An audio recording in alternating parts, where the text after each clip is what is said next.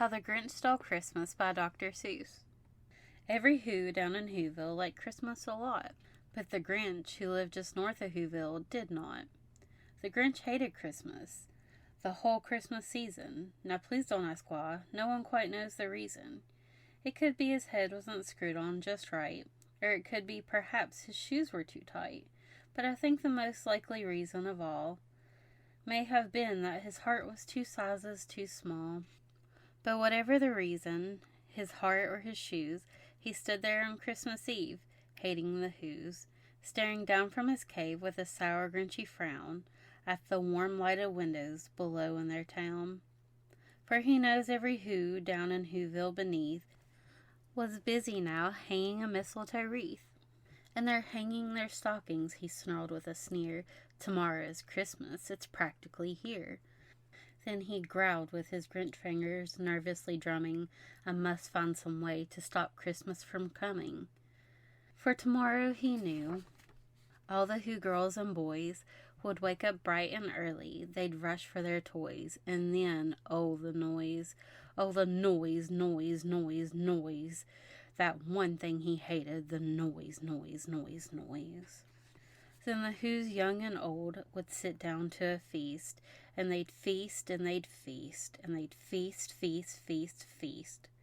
They would feast on Who pudding and rare Who rare beast, which is something the Grinch couldn't stand in the least. And then they'd do something he liked least of all. Every Who down in Whoville, the tall and the small, would stand close together with their Christmas bells ringing. They'd stand hand in hand, and the Whos would start singing. They'd sing and they'd sing and they'd sing, sing, sing, sing. And the more the Grinch thought of the Whos Christmas sing, the more Grinch thought, I must stop the whole thing. Why, for 53 years I've put up with this now. I must stop this Christmas from coming. But how? Then he got an idea, an awful idea.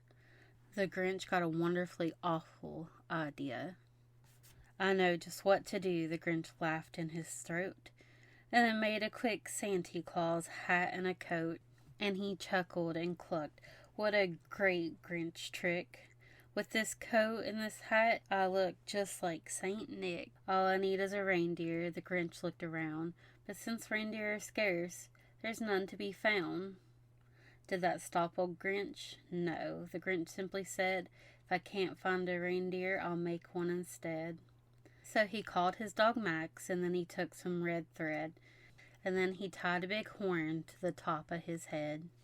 Then he loaded some bags and old empty sacks on a ramshackle sleigh, and he hitched up old Max. Then the Grinch said, giddy up, and the sleigh started down towards the homes where the Whos lay a snooze in their town. All their windows were dark, quite snow filled the air. All the Whos were all dreaming sweet dreams without care. When he came to the first little house on the square, this is stop number 1, the old Grinchy Claus hissed, and he climbed to the roof, empty bags in his fist. There he slid down the chimney in rather tight pinch, but if Santa could do it, then so could the Grinch. He stuck only once, for a moment or two, then he stuck his head out of the fireplace flue. Where the little Who stockings all hung in a row, these stockings, he grinned, are the first thing to go. Then he slithered and slunk, and he smiled most unpleasant. Around the whole room he took every present. Pop gun and bicycle, roller skates, drum, checkerboard, tricycle, popcorn, and plums. And he snuck them in bags. Then the Grinch, very nimbly, stuffed all the bags one by one up the chimney. Then he snuck to the icebox. He took the Who feast. He took the Who pudding, and he took the roast beast. He cleaned out the icebox as quick as a flash. Why, that Grinch even took their last can of Who hash. Then he stuffed all the food up the chimney with glee, and now grinned the Grinch, I will stuff up the tree. And the Grinch grabbed the tree, and he started to shove. Then he heard a small sound like a coo of a dove. He turned around fast and saw a small Who, little Cindy Lou Who was not more than 2. The Grinch had caught by the tiny Who daughter, who got out of bed to get a cup of cold water. She stared at the Grinch and said, "Santa Claus, why? Why are you taking our Christmas tree? Why?" But you know that old Grinch was so smart, so slick, he thought up a lie, and he thought up one quick. "Well, my sweet little tot," the fake Santa Claus lied, "there's lights on the tree that won't light on one side. So I'm taking it home to my workshop, my dear, and I'll fix it up there, and I'll bring it back here." And his fib fooled the child, and then he patted her head, and got her a drink, and he sent her to bed. And when Cindy Lou Who went to bed with her cup, he went to the chimney and stuffed the tree up. And the last thing he took was a log from their fire. Then he went up the chimney himself, the old liar. On their walls he left nothing but hooks with a wire, and the one speck of food that he left in the house was a crumb that was even too small for a mouse. Then he did the same thing to the other Who houses, leaving crumbs much too small for the other Who mouses. It was 1/4 dawn, all the Who's still in bed, all the Who's still a snooze, and he packed up his sled. Packed it up with their presents, their ribbons and wrappings, the tags and the tassels, the trimmings and trappings. 3,000 feet up on the side of Mount Crumpet, he rode with his load to the tip-top to dump it. "Pooh, pooh," to the Who's, he was grinchiously humming. "They're finding out now that no Christmas is coming. They're just waking up. I know just what they'll do.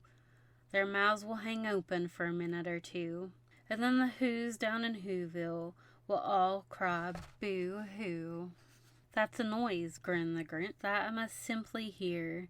So he paused, and then the Grinch pulled his head to his ears, and he did hear a sound rising over the snow. It started in low, and then it started to grow. But the sound wasn't sad.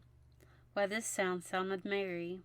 It couldn't be so, but it was merry, very. He stared down at Whoville. The Grinch popped his eyes. Then he was shook. What he saw was a shocking surprise.